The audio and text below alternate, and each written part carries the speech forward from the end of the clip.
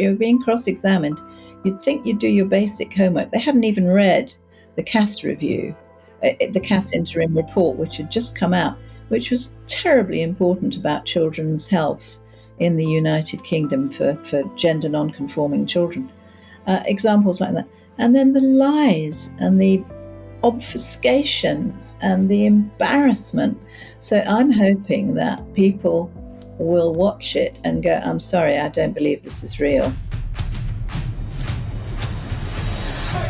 Hello, I'm Anne McElhenney. And I'm Phelan McAleer, and welcome to a very, very, very, very special edition of the Anne and Phelan Scoop. Yes. So to all you new listeners out there, and I know we have a lot, we are investigative journalists bringing you the stories that the mainstream media won't cover, don't want you to know. We also cover culture, etc., and make plays, films, documentaries, podcasts. And we particularly like verbatim. Yes. Check out our Kevin Spacey Trial Unfiltered podcast, which is a verbatim reenactment of his trial, and you'll learn something you didn't know.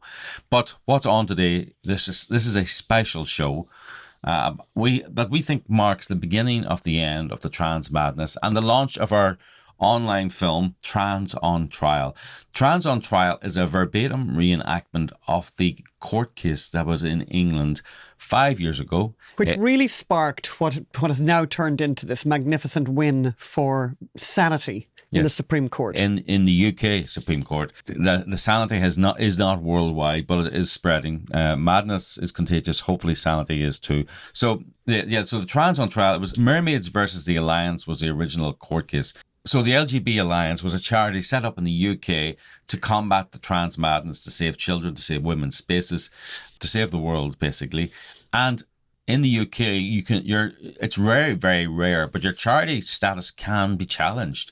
Who knew that? I don't think most people knew that. But Mermaids, which is a pro-child trans charity, sued the Charity Commission in the UK, saying this organisation needs to be shut down because they're transphobes and homophobes and every phobe.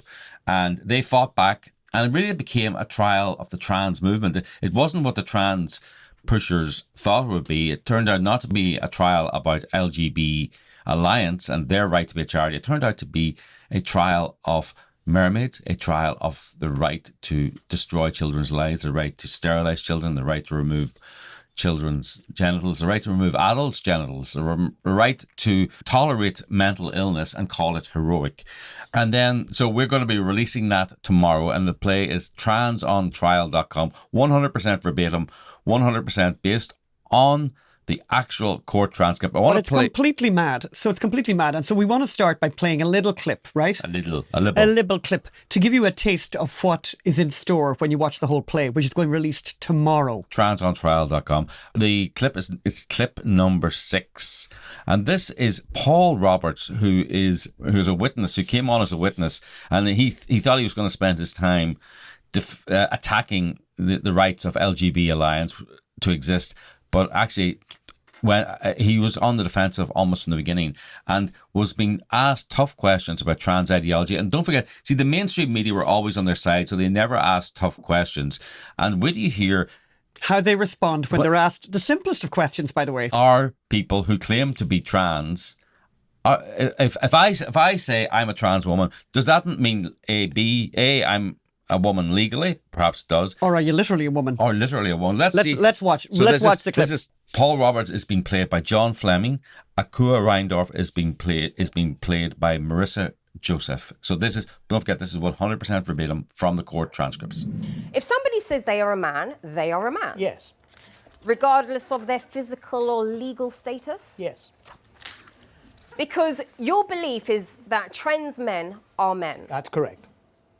By that, you don't mean trans men should be treated as men. What you mean is they are literally men, yes? Yeah, I'm saying that trans men are men and should be treated as men.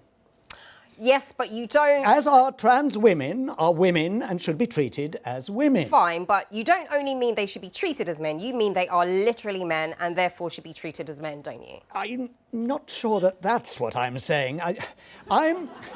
I'm saying that trans men are men and should be recognised as men, so treated as men. Right, recognised as men, so they are literally men. Well, it follows, doesn't it, from what you said, they are literally men. Well, it follows from what you were saying that they would be literally men? There would be differences, but they should. But my understanding of the law is that a trans man is a man and should be treated as a man. Well, what do you mean that there are differences? There are differences between trans men and men. So a trans man might have ovaries, and therefore there would be some services that a trans man would need that a trans woman wouldn't need, and vice versa. Right.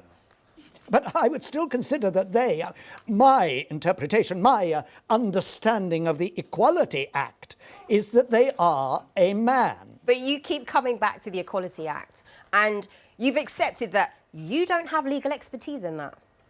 And so let's talk about it, not in a legal context, but in just like an everyday context.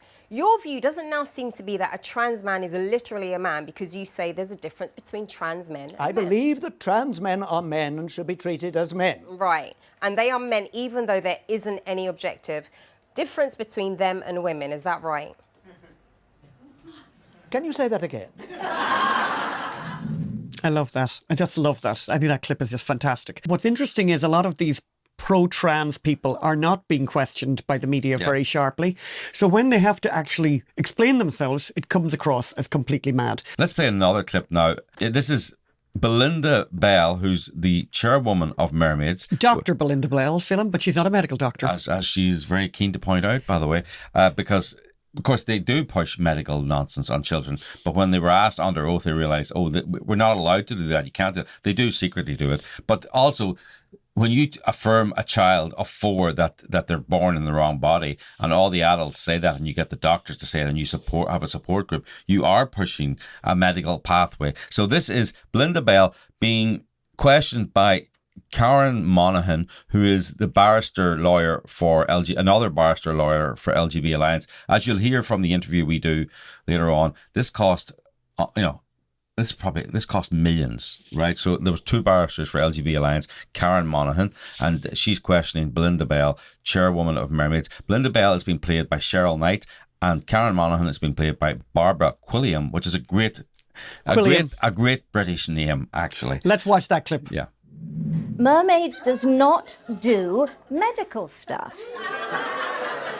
We don't give advice on medical stuff. No, this is not part of what we do, very explicitly. You support children with gender identity issues, don't you? Yes. And some of those children, perhaps many, I don't know, but some of those children will go to Gender Identity Development Services, GIDS, and will start upon a medical pathway. You know that? Yes, yes. And some of the children that you support, that Mermaids support, will be or will have been referred to GIDS and will be on that medical pathway. Yes. So don't forget, that is 100% verbatim. Someone once said to me, they may have made it up, but the Russians have a saying that in every joke there is a little humour, and what they were saying there was that all jokes are basically the truth with this tiniest bit of humour. It's just the truth because exaggerated. The truth itself, because the truth itself is mad. I mean, this now it is in this world we live in. In this crazy world we're living in. To bring into so there's been this court case this week, the UK Supreme Court. There was this court case 4 or 5 years ago. Our play has been launched tomorrow. So the perfect person to bring that all together is Kate Harris, who is a founder of the LGB Alliance. And we thought we'd have her on the show this week to tell us all about it. So we just did the interview before we came on air. This is a piece of living history. This is a historical moment, and we're interviewing someone who's there in the eye of the storm. So let's go over that interview we did earlier. So last week, the UK Supreme Court made history. It has, to much shock and dismay, announced that a woman is a woman and should be recognised as such. Shocker. It almost feels a bit ridiculous to say this, but today we have LGB Alliance co-founder Kate Harris, who's going to help us analyse this decision, which shouldn't really need much analysis, but that is the world we live in. Kate has been advocating for women's rights and spaces almost from the beginning of the trans madness. Kate is a lifelong feminist and lesbian activist. She set up she worked at the Brighton's Women's Centre and Brighton's Women's AIDS Women's Aid back in the 70s when there was a refuge for women fleeing domestic abuse. She's worked in the corporate sector. In April 2019, she was introduced to Bev Jackson, who helped set up the Gay Liberation Front in 1970. 6 months later, they founded a group called the LGB Alliance at a top secret meeting. The LGB Alliance have really made this issue what it is in the UK. I'm sure there are other organisations and individuals, but they've definitely been the spear tip in that. And once the LGB Alliance was formed, the rest, as they say, is history. Or is it are we now at the end of history? I want to ask Kate this. Are we at the end of history? Or is it, to badly paraphrase Churchill, is this the beginning of the end of the trans madness? Is this the end of the trans madness? Is this the beginning of the end, or merely the end of the beginning? Welcome to the show, Kate. Welcome to the show, Kate. Thank you very much for having me. Lovely to see you. And I should add, Kate has a major role in our play, Mermaids versus the Alliance, which we'll be releasing shortly. But first we should start by asking you, why did you form the LGB Alliance? What was the background to forming the organisation? The background is that I fundamentally believe in liberal democracy. And from quite a young age, before I really formed political opinions, I was very interested in fascism. And I made a pledge to myself as a teenager that I would do everything in my power to stand up, to never allow fascism to rule again. And that's because I was born in the 50s. I grew up in the 60s and 70s, and the Second World War was not a huge time ago. So, that sounds like a very grand explanation. But what happened was I'd been very happy, active, busy lesbian through the 70s, 80s, 90s, 2000s, and we thought everything was going well, and it was. We were perfectly, vast majority of people certainly in the UK. I think you could say the same in the US, most of Europe, and most of the English-speaking world, less so in some other parts of the world. But it was simply not a big deal. You could be gay, you could be lesbian. Of course, every single gay person or lesbian will tell you horror stories, and we won't go into that now because I'm telling you why we formed LGB Alliance. But I was an active supporter of Stonewall. Stonewall was the largest organisation for gay rights in Europe. I don't know what its status is now because I'm thinking it is imploding, but we'll probably come on to that later. I was a very active supporter of Stonewall. We were an effective lobby group. We used facts, we used evidence, we built bridges. We liked to lobby in a responsible way to say, let's look at all angles on a particular subject. All we're talking about is equal rights, not taking rights away from others. And I was very proud to be associated with Stonewall for many years. And then in 2015, Stonewall went insane. And the chief executive officer there, Ruth Hunt, who I knew well personally,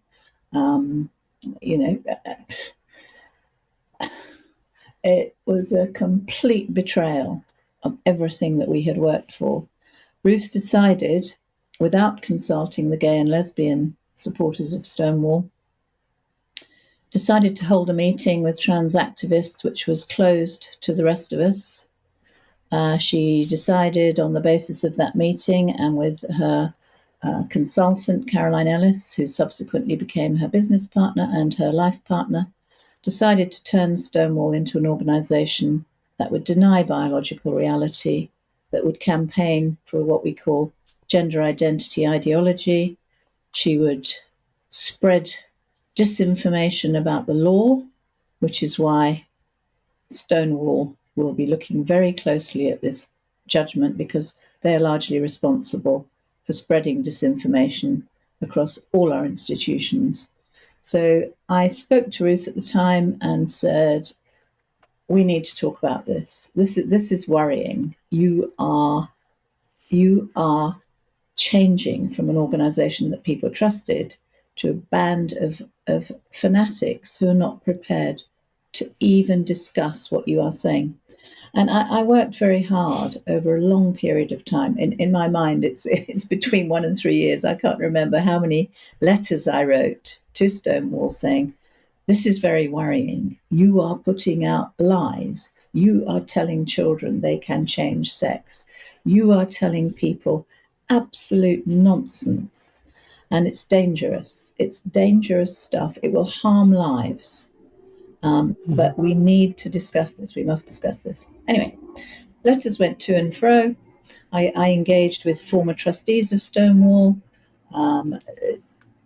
All of us had supported Stonewall. We wanted to work together. We wanted to say, look, stop this. You've got to stop. You've got to reconsider. You've got to go back to sense, to facts, to responsible citizenship. And the answer came back over and over again, no debate. We started a petition. We got 10,000 signatures. No debate. So, yeah. I mean, in your post-adolescent mind, then was that fascism? Yeah. I mean, the absolute foundation stone of a liberal democracy is freedom of debate, freedom of expression. Without freedom of speech, we have no liberal democracy. So I knew we had to do something, because what was happening was that the gays and the lesbians were being used cynically by Stonewall, so that if any politician or any commentator questioned their new transgender identity theory, which was that gender identity is more important than biological sex, and if you don't agree with this, you're homophobes. Yeah. So the reason they were gay washing the trans madness. We suddenly were able to give air cover to people, because up until we existed, they could say, everybody agrees with us. This is the next step in gay rights. This is the next frontier. Yeah, I want to go back. So you tried behind the scenes to I mean, and it's worth telling people, as you kind of touched upon it there, but we're talking about the medicalization. I mean, the youngest child, Ireland historically didn't, when it was wanted to execute prisoners, wouldn't execute them itself. It would bring in British executioners. So every time a murderer had to be hung in Ireland, they would import someone over. This is the Irish state. Ireland also won't do transgender surgery on its kids. It sends them to the UK. And the youngest Irish child seen by the Tavistock Clinic in the UK was 4 years old. People need to know this, 4 years old. But you know this. So we're talking about them giving cover to an ideology that was recommending 4-year-olds get on puberty blockers or go on that medical pathway, that children are given puberty blockers and surgery, irreversible surgery. And children. Adults with mental illnesses are treated, or fetishes are treated as if they are heroes. And I also particularly, well, there's so much to say. So I'll let you talk now, but there's so much about what they were saying. About the insanity that you mentioned earlier. The insanity. Well, actually, you're not quite right, because Stonewall said that a child as young as 2 will know that it may be transgender. This is child abuse. I apologise. Yeah, this is child abuse. Kate. This is the inmates running the asylum, and this was absolutely heartbreaking and existential.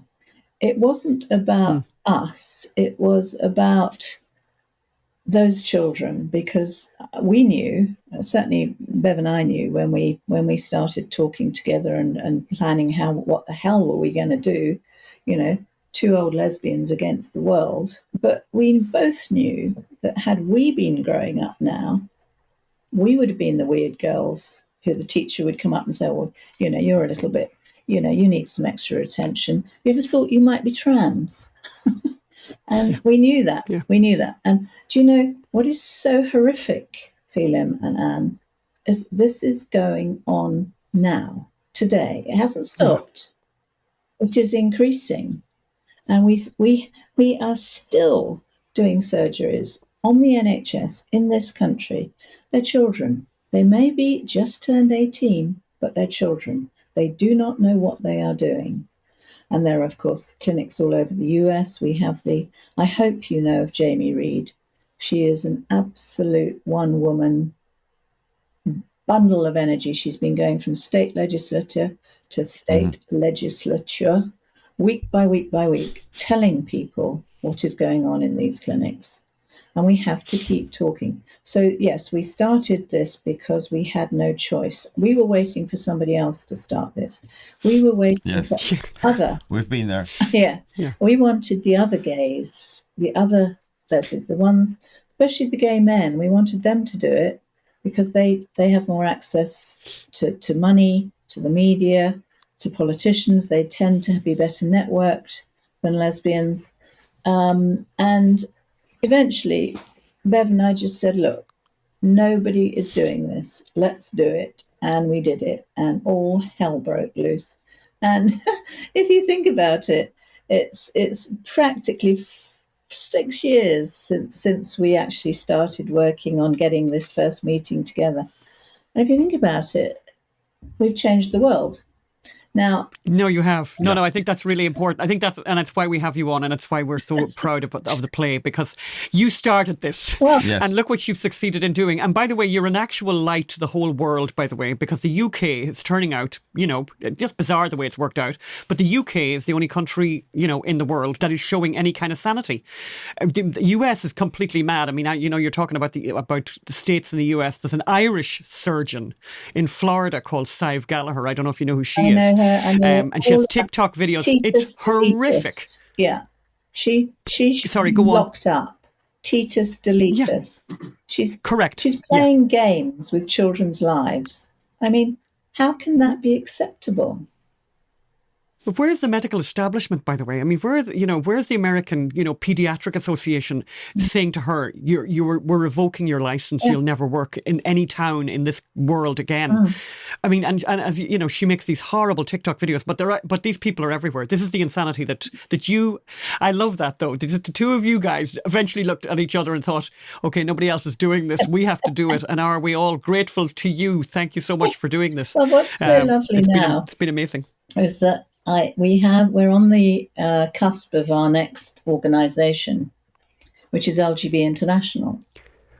Because, very good. Yeah. So before we get international, okay, I want to talk about the Supreme Court decision in the UK. Yeah. Now, the Supreme Court of the UK, just most of our listeners are American, although we're getting a lot more UK ones. Yeah. The Supreme Court of the UK is not. It's not the old august institution that it is here, but it does have similar powers. It's relatively new. It's only like 15 years old. Yeah. A group of Scottish women took a case. Just to talk about these three Scottish women, Marion Calder, Susan Smith and Trina Budge, a bit like me and Bev, they didn't know each other before. They just came together infuriated by what they were reading on Mumsnet in Scotland a few years ago. And again, said, well, no one else is doing this, so we're going to have to form a group. So they formed a group. This is how all these groups have formed in the United Kingdom. All the TERF groups have formed just by women saying, I can't stand it anymore. We've got to do something. So the case was originally about sex equality on public boards. Very good idea. Mm-hmm. Have 50% men, 50% women. Good idea. Well, however, the Scottish government... I'm not sure. Go ahead. Scottish government decided, supported by the Equality and Human Rights Commission, that in that 50% composition of women, a man holding a gender recognition certificate could be included. That is the case. So for Women Scotland, which is the name of the group that brought it, said, that is not going to work, and that's illegal. So we supported their first intervention in the Scottish court, and we all know each other. All the groups that work in the UK work together, and that's one of our strengths. We keep up with each other. We know who needs support on what particular issue. We knew Scotland was the bleeding edge. When we began, LGB Alliance, we were very, very aware of that. Most of our sort of key people in LGB Alliance, except for me, are a bit of a Scottish. That's right. I remember that. It's a Scottish mafia. Yeah, we have a lot of Scottish-led Scottish mafia. mafioso here. But anyway, the case was heard in Scotland, and For Women Scotland lost. They took it to appeal in Scotland. They lost. We'd already written an intervention from LGB Alliance. Well, I just want to go back. I just want to go back. So people need to know that a gender recognition certificate, you don't have to have had surgery. No. You don't have to even have had taken any drugs. You don't have to have taken drugs or hormone. You know, I'm not advocating this as a way to live your life. Puberty blockers. You don't have to take it. You just have to say you have lived as a woman for 3 months. Is that right? 2 years. Oh, 2 years. 2 years. You say it. But you don't have to prove it. You do. You have to send paperwork of some sort. For example, if you've put your gas bill or you're attending a university or college in the gender which you wish to acquire. So you provide examples of how you are living as a woman, encouraged by groups like Stonewall to use women's facilities, to join women's sports teams to prove that you are living in the gender which you wish to acquire. So, you know, the insanity is circular. So, no, you certainly don't need any medical treatment of any kind. You don't need to have shaved off your beard. You don't need anything. You need to say, I want to live as the opposite gender for the rest of my life. And here's examples of how I've lived as the opposite gender for 2 years. And I have to have a medical diagnosis from 2 clinicians of gender dysphoria. But that's an easy thing to get. So then you can then go forward and you can have the situation where let's say a board of governors or a health board with highly paid important roles that they're trying to get 50-50 representation, men and women on, That's that right. you can have it 100% male, but as long as the men say they are a woman, they can get the women's places. Yes, because this is another of the beautiful ironies of the Gender Recognition Act. You can't ask somebody if they have a certificate. That's a breach of the privacy that's part of the Act. So it's a very funny little mechanism. So if somebody says, I am a woman and I have a gender recognition certificate, that's the end of the discussion. Wow. So the women took the case. It was rejected in the lower courts and then went to the Supreme Court. Yes. And we intervened in the Scottish courts. We wrote a submission, which we were thanked for by the judge. She said it assisted the court. And then when we came to the Supreme Court, a Scottish lesbian called Sally Wainwright had a brainwave and said, why don't we get all the main lesbian groups to intervene? So that meant the project, which is led by Julie Bendel and Kathleen Stock, called Lesbian Project. That meant Scottish lesbians, who are a group of very vocal women north of the border, and LGB Alliance, and we were called the Lesbian Interveners, and people kept saying, "Why don't you have a band? Make it the name of your band." That's very good. It would be a great name for a band. So what we wanted to convey was that a couple of things. Our barrister, Karen Monaghan, wrote in our submission that, we're not attracted to a piece of paper. Lesbians are not attracted to a gender recognition certificate. We are women, we are females who are attracted to other females. And what was so interesting, the case was heard in November, and it's very much open justice. You can watch it live on YouTube, which is great. So lots of people watched it, and it was gripping to hear the questions from these 5 Supreme Court judges and the answers from the barrister representing the Scottish government, Ruth Crawford. And I mean, I really felt for her trying to make sense of her brief, which was to tell Yeah. the court that by getting a certificate, a heterosexual man who's attracted to women becomes a lesbian. And the judges' faces just fell. And then they asked further questions and further questions. And then we went into about all the protections for women who are pregnant. And once you get into pregnancy, biology sort of ends the discussion. But Yes. nevertheless, I was astonished that the case was won and that they were so clear in their ruling about I mean, why. just to be clear, just to be clear about the madness that existed in the UK. I mean, Yeah. the Labour Party, which is now the party in government, the government were all in on this. They were all in. The Green Party were all in on this. The Liberal Dems were all in on this. And the Conservatives were, well, the gender recognition certificate law was passed under a Conservative government, was it? No, it was passed in 2004. Uh-huh. I'm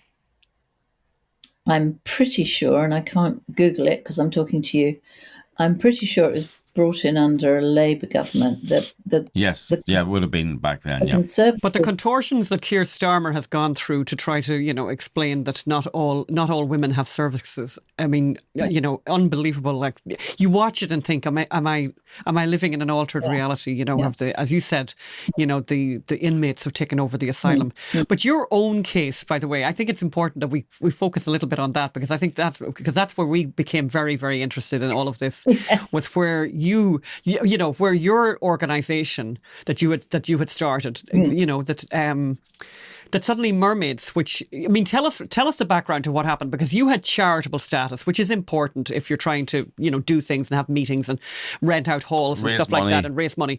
So it was important to you. Suddenly, for the first time in UK history, an organisation said to the Charities Commission in the UK, we don't want this crew to get any kind of recognition anymore as a charity.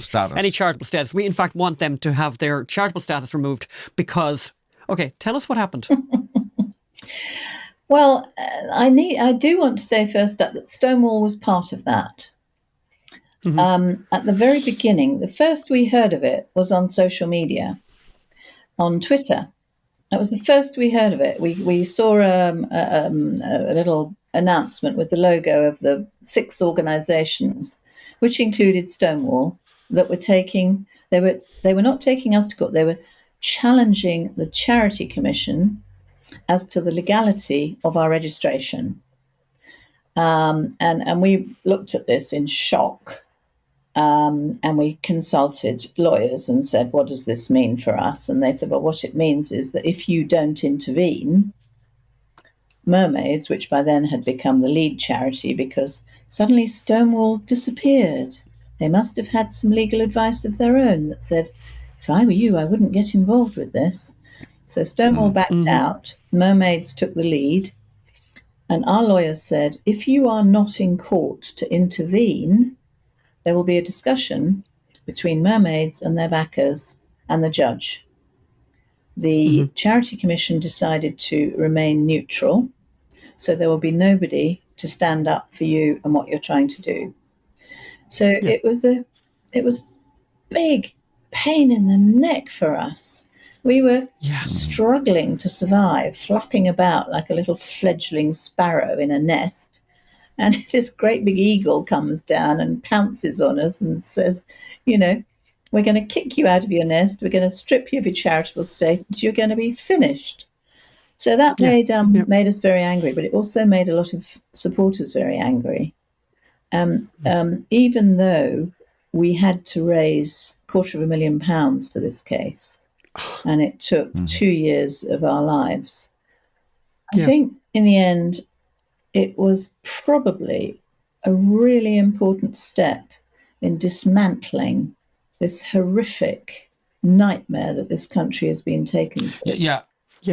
I agree. Yeah. I agree, because Yeah, as people will see in the play, Mermaids versus the Alliance, which is a verbatim reenactment of what happened in the court when LGB Alliance were defending themselves against this onslaught from Mermaids. As people will see, Mermaids became the defendant almost. Yes. It became an analysis of trans madness. It became an analysis of the insanity of their position, the illogicality of their position. That that trans women are women. That if you declare you are a woman, not that you are not that you are legally a woman, but you are literally a woman. And I think a lot of they'd never had to articulate that before. Exactly. They'd never had to be questioned on that before. And when, like many of these people, like many of these activists who get easy media rides, they had no answers. Mm-hmm. And this is why they won't appear. They will not go onto public platforms. Helen Joyce was at the Oxford Literary Festival a few weeks ago. She's written a top-selling book, hasn't been invited on the BBC once, Channel 4 News once, nobody wants her, no book festivals have ever asked her to come on.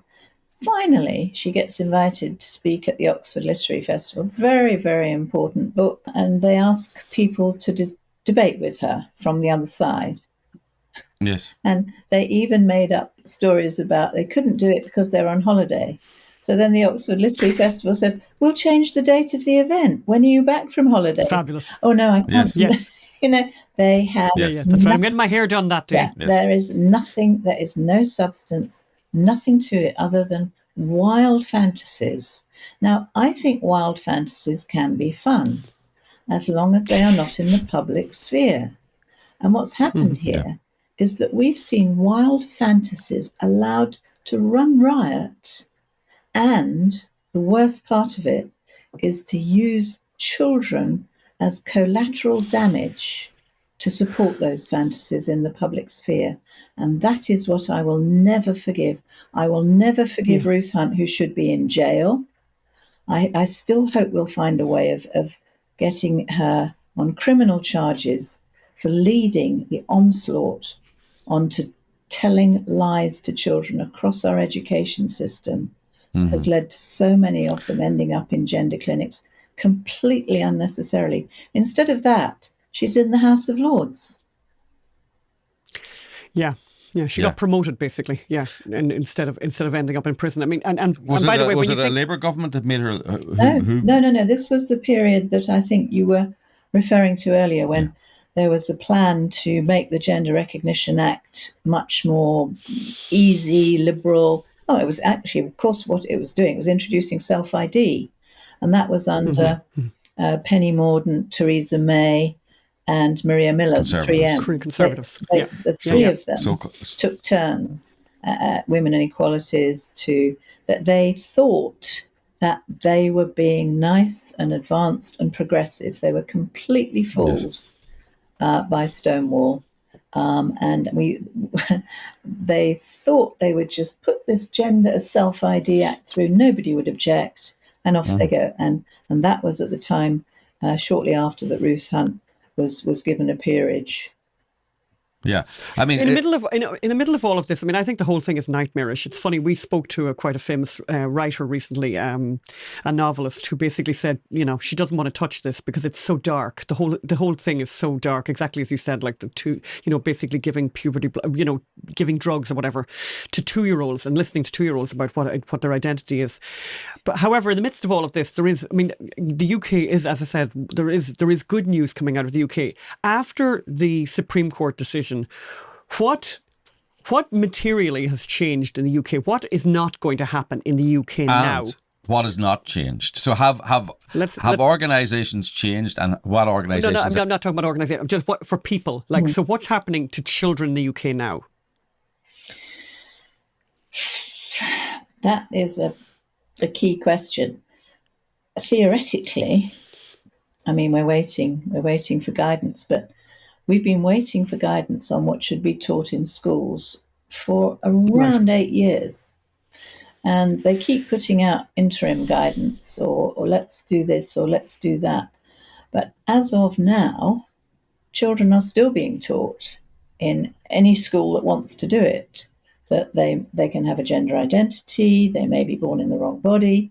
I mean, this has to be strictly outlawed.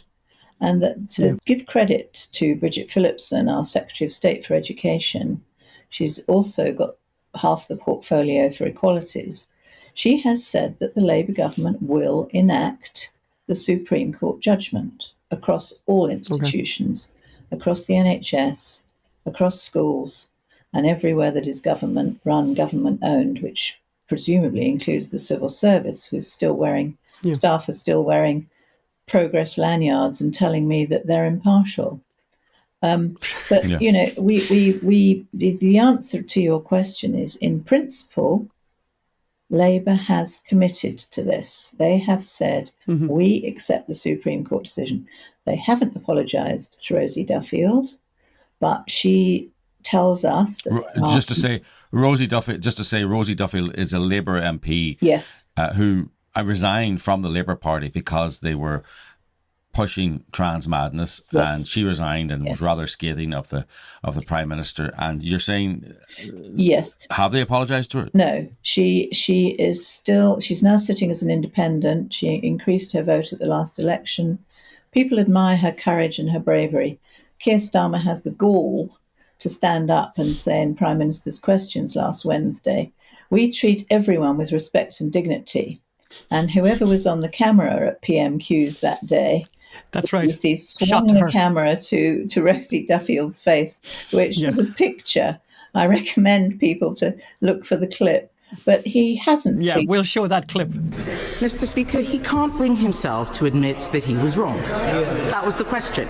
But he spoke about respect and dignity and compassion and lowering the temperature. So will he now apologise to the member for Canterbury, the very brave member for Canterbury, for hounding her out of the Labour Party simply for telling the truth? Mr. Speaker, I've always approached this on the basis that we should treat everyone with dignity and respect, whatever their different views. Yeah, he hasn't treated her with dignity and respect. It would be a big step forward if he would apologise, because all she has ever said, same as us, is what the Supreme Court has upheld. There are two sexes. You know, that's it. Yeah. But in answer to your question about children, we are campaigning strongly, because there are still some private clinics operating in this country trying to get puberty blockers and hormones to children around the NHS. Wes Streeting is doing his best to stand up.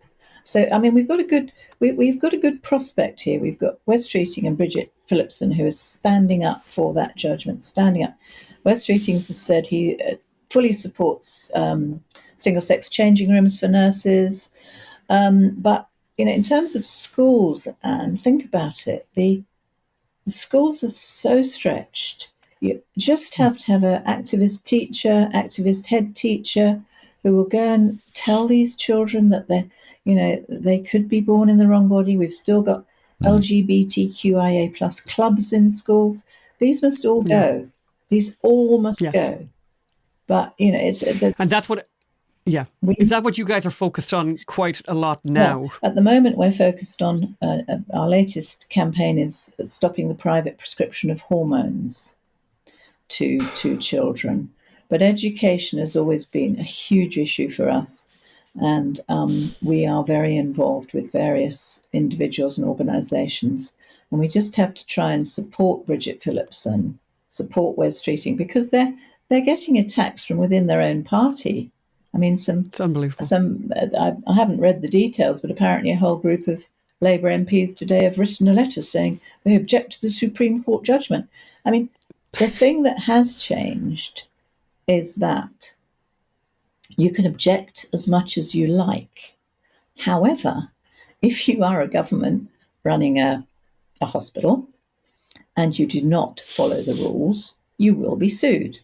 Same if you're a business, an organisation, and you refuse to offer single-sex facilities, you can now be sued. So somebody was saying on X today, it's incredible to see the sort of hysteria of the men's rights activists, all going crackers. But what they fail to understand is that if you break the law, and the law has now been clarified very strongly, you will get taken to court and sued, and that costs money. I mean, I always believe that courts follow politics, or a lot of the times they follow politics and they follow the popular will. Why do you think you have been so successful, for example, in the UK? And I have my opinions on it, which I won't say, but I'll say after you. I hear what you. Why do you think you were successful, and say the United States? It hasn't permeated as much in the United States, where we have a lot more freedom of speech and a much more robust alternative media, actually, too. Now, it has been somewhat successful, but it just hasn't. I don't think it's been quite as successful as UK. Why have you guys been that bit more successful? Maybe it's easier with the sort of critical mass that we have in, for example, all around London, Glasgow, Edinburgh, Cardiff. These are centres of lots of businesses, lots of universities, lots of hospitals. Yes. And there's a kind of critical mass of fury. And I suppose we also have fewer targets in a sense. You've got state by state by state gender clinics popping up all over the place. Yes. You've got GLAD, you've got HRC, you've got so many different mad organisations funding the Democrats and pestering them to do what they want. Maybe we had a smaller target in a way. Yes. So despite your disdain for fascism, centralised control is sometimes useful. If it's used responsibly. The thing is, we operate in a very centralised way, but we welcome people saying what they want. I mean, when I say all the groups work together, or if you like, the turfy groups, the women's groups, the LGB groups, the men's groups, we argue vehemently about lots of things, and that's what keeps us healthy. We don't all agree with each other on everything. What we do agree on is we will not have children hurt because they're largely gay and lesbian children who will grow up to be gay or lesbian. And we're not having our society based on a pack of lies. So, go from all different political parties, every single party, including, I should say, Greens, even in the Green Party, there are people who believe, surprisingly, in biological reality. So we're completely cross-party. We argue, we discuss. I would argue, Kate, that it being cross-party is what has made you so powerful. Here in the United States, it is very much very left-right division. Your organisations and the anti-trans movement, I think, came out of the left, actually, in the UK. I would argue it didn't come out of the right. The right joined the fight after you guys started it.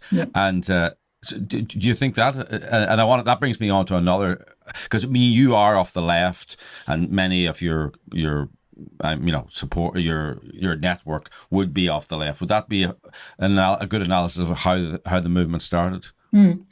I think a lot of us came from left centre, not necessarily conservatives or right wing. What's happened is that over the years, it's become clear to us that it is meaningless. This issue is nothing to do with whether you're left or right. And left and right don't even mean anything anymore in this country. And that's why it's so distressing to see the behaviour of the Democrats in the US. We've made deep friendships across party with people who are fighting for fundamental beliefs. A fundamental importance is the right to disagree. So therefore, I have, and we all have, in working ourselves to the bone on this, because we believe it's so important that we can A, disagree, B, tell the truth, and C, save children's lives. And you know, those are very, very, very basic things that unite us. And it's so sad to see the Democrats can't see that. Yeah. Have you reached? I mean, are there any good Democrats out there? Have you guys established any relationships with the left here in America, or is it closed? Do you think? Is there any hope? Yeah, well, we know a few, but even the few that that I know personally, are pretty worried. I mean, we saw Gavin Newsom trying to say something, and he's the one who put men in women's prisons in California. So we need to see more than the odd statement. We need him to say, "I want to be president. Therefore, I am going to completely change my opinion. I'm going to start telling the truth." If he did that, then we might. I mean, I know. Well, we see occasionally. Who's that very young 22-year-old Democrat in New Hampshire who was speaking very bravely at a meeting? Oh yes, I completely forget. Was it New Hampshire or was it Maine? Maybe it was Maine. But I have to believe that there are people out there who are going to pick it up and run. And we have an LGB Alliance in the US. I'm ashamed to say I haven't kept up with them. I don't know what they're doing. Yeah. But this is funny, interesting. College sports, because it's so big, is actually a thing that is the best hope here, because college sports are so big, and you see 6'4" men on getting the gold medal in women's running, women's volleyball. I mean, and of course, because American men can grow so tall, everyone, they're all 6 foot this and 7 foot that. It really does bring it home. But you'd think that would be just huge, and yet you get these otherwise sane people defending that. Yeah, or saying there's no difference between men and women, and you that's when you want to run at a brick wall with your head and just go, what is going on? Yeah. But John, no, it's Kafkaesque. I mean, it's literally like something. It's like some literature from like hippopotamus, like from Ionesco. It's one of those things. It's so completely outlandish. But then we're watching it in real time. We're watching people do this. I think you misgendered the hippopotamus. It's actually a rhinoceros. Oh, it's a rhinoceros. You're right. You're right. It's rhinoceros. Yeah. Sorry about that. Yeah. So, you were there for the play. We're going to want to talk about the play just briefly. You were there for the play when it was on stage. I think you opened the play and you closed the play. Yeah. Yes. Your character. Because it's a verbatim from the transcripts. What did it feel like to see yourself on stage, and what would you recommend people to watch the play? What do you think about using art and the plays to dramatize real events? Well, I'm really hoping it will just be. I'm hoping people won't believe it's real, because that is what happened in court. That the people who were sitting there could not believe what the witnesses from the other side were saying. Yes. And it was on several levels. One, they hadn't done their homework, which is very strange, because if you're going to be a witness in a case, which is very serious, you're being cross-examined, you'd think you'd do your basic homework. They hadn't even read the CAS review, the CAS interim report, which had just come out, which was terribly important about children's health in the United Kingdom for gender non-conforming children. Examples like that. And then the lies and the obfuscations and the embarrassment. So I'm hoping that people will watch it and go, I'm sorry, I don't believe this is real. Yeah, exactly. And what's funny, I mean, we had such a wonderful night, all of us together in London, when we filmed this and had the performance on stage. And it was funny. People laughed because it's ludicrous. Yes. What they're saying is absolutely ludicrous. They weren't trying to be funny. They're not even approaching trying to be funny, but they can't help it because what they're saying is completely insane. Yeah. And they're saying it with this kind of quasi-rational tone. Yeah. Quasi-pompousness as well. Yeah, exactly. Yeah. Well, that's dear John Nicholson, who I'm sure is frothing at the mouth at this wicked judgment. I'm sure he'll be. And of course, Jolyon Maugham, who funded the whole Yes. thing from the Good Law Project. He is now threatening to go to the European Court of Rights because he's so upset at the judgment. I think he's raised £175,000 already, but there's Wow. nothing to go to the European Court of Human Rights about. Yeah. So nobody's quite sure what he's doing. But, people like him and John Nicholson, it's a bit like, I'm going to quote Helen Joyce again, but slightly misquote her. But these are like Japanese soldiers who don't know that the war's finished and they're still fighting. Yeah. It's over. Yes. The Supreme Court has ruled. The Supreme Court Yeah. has backed up what we have said, what every other women's group has said, what Rosie Duffield said, what J.K. Rowling has said, what every single woman around this country in all the different groups, every single one who's lost her job or who's taken a court case or had to keep silent. It's over. We've won. And the consequences will be visible in due course. Yeah, I mean, we could talk all day, but I just want to, people, I want to wrap up, but people don't know that J.K. Rowling, and maybe a lot of Americans might not know, J.K. Rowling, the author of the Harry Potter books, yes, who could be off creating wonderful literature and or sitting on a beach drinking cocktails, enjoying her wonderful royalties, Yes. which she's very entitled to. Yes. She took time out of her days to fight. years. She took years to fight this fight.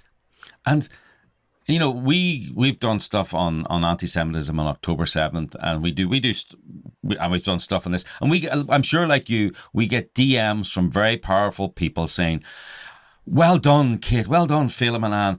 I can't speak. I'd be cancelled. I can't say anything publicly, but I really support you. Yes. And J.K. Rowling could have done that to you, by the way. She could have sent you money, and she could have done this, but she didn't. Sometimes I'm looking at her going, why on earth would J.K. Rowling? She could have such an easy life, but she has chosen the hard way. Yeah. Well, I can tell you, she is off drinking cocktails, going on lovely holidays and having a fabulous time. She is writing lots more strike books. I think her next one is out quite in a couple of months or 3 months. She is a warrior, and she must have, what do they call that thing where you're hyperactive? She never stops. ADHD. She never stops. Yeah, I have been so lucky. She's a joyful warrior. To have met her, and she is she loves life. She absolutely loves life. And that's like us. We love life. We're not victims. We never have been. And we want everybody growing up to be whatever they want to be, to love life. And she is a supreme example, because she spends so much of her money on all sorts of different charities, for children, which is Lumos, for the multiple sclerosis hospital in Scotland, for the Byra's Place for women who've been attacked. She's one of the highest taxpayers in the United Kingdom. She gives away so much money for good causes. She has a wonderful time, and she has inspired us, and I can't thank her enough. Yeah. She's kept us going. Well, it's interesting. Dark days. No, and by the way, she's kept a lot of other people going around the world, because I go to her tweets every day, and as you say, she's full of joy. Yeah. And I think in some ways, this is the tragedy of this whole story. Is at the center of this story is our children, who will basically never know joy, who have been destroyed forever. Exactly. Will have all kinds of complicated problems with their, just horrible mutilation that is continuing, as you said, to go on. And I have to say, J.K. Rowling, we as Phelim said, we've done quite a bit, obviously, on October 7th, and looking at anti-Semitism. And I was just reading a book about Jewish people and how they're feeling about life after October 7th. And somebody had said their daughter had come home from college and had said to her parents, when you look at our friends, who of our friends would hide us? Would those family, would X hide us? Would Y hide us? And basically, who's going to be Schindler and who's going to be the people who gave up the Frank family? And we know that J.K. Rowling is definitely Schindler here, and it's not, It's not fun. It's not, but she's making it fun, and she's filling it with joy for the rest of us. And I think she's a complete hero to this movement. I think, that's the thing that's kept us all going, is the people we've met and the friendships we've made and the support. None of us would have survived, but we've created this global movement. I mean, some of the pictures from the High Court have been sent to me today from LGB Alliance Taiwan. And they're on the news in Taiwan, they're on the news in Japan. And one of our people over there told me that she's seen several lesbians speaking up since that High Court ruling and saying we don't agree with gender identity theory. So it's gone global, and we have to just stick together globally. Yeah. Well, it's interesting. And we're going to wrap up right now. But honestly, the night in London when you must think it's kind of weird, two Irish Catholics who decided to spend so much time and effort on putting the play on in London. But what was really amazing was, because we didn't really know ourselves what was going to happen. And we're like, God, will people come? And then of course people came from everywhere. Do you remember that? People came from like huge distances because they just had to be there, and the atmosphere that night with this huge crowd, including I think Graham Lenihan was in the audience, who's been fabulous on this, who gave up his whole career basically, he lost his marriage, extraordinary. It was a beautiful and a wonderful night. Let's do it again. Oh, I loved it. I hope I won't cry as much the second time. Everyone needs to watch because they'll understand exactly why you did cry, and it's a great story. And we're not going to tell that story because people need to watch the play. Exactly. But it's a brilliant story. It's a brilliant story. Kate, thank you so much for joining us. Thank you. We're very, very happy to celebrate with you on this incredible news. Yeah. Keep going, everybody. Keep buggering on. Thanks so much. Bye. Okay, bye-bye. Bye-bye. We could have talked to Kate for a lot longer, but it's really wonderful. And actually, maybe the clip we should show now. Actually, it's not on your list there, Phil. But maybe actually the clip we should show now, which we kind of mentioned there, is where Kate Harris speak. She cried at the end, and she cried in the audience, but the actress playing her was also crying, telling her story. And it really is at the very heart of all of this, of children being told, just because they're tomboyish, whatever, being told, you're born in the wrong body. So let's watch Kate Harris, played by Rachel Cleves. Let's watch that clip now. I was a lesbian, and I have been allowed to grow up and become a happy lesbian. I believe many of the girls today who are much like I was may be getting the message that they may have been born in the wrong body. My good friend Alison Bailey said last year, the word lesbian is taken.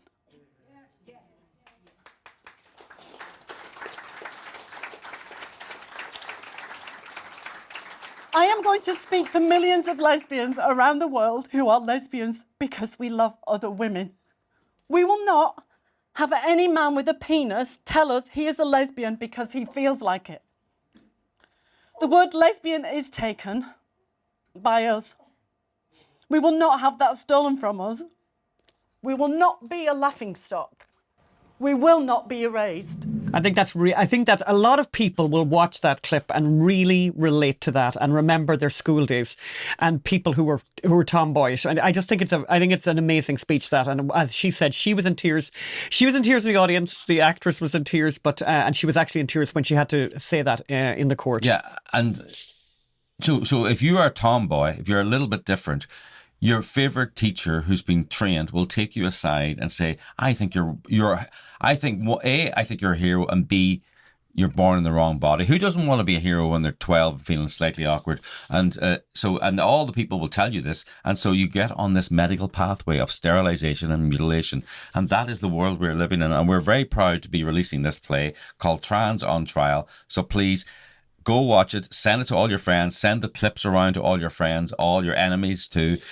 Help us make these plays. It was expensive. We had to go to London. We needed, I think it was 12 actors, rent the venue when no one else would. It was a beautiful little Little comedy club, right?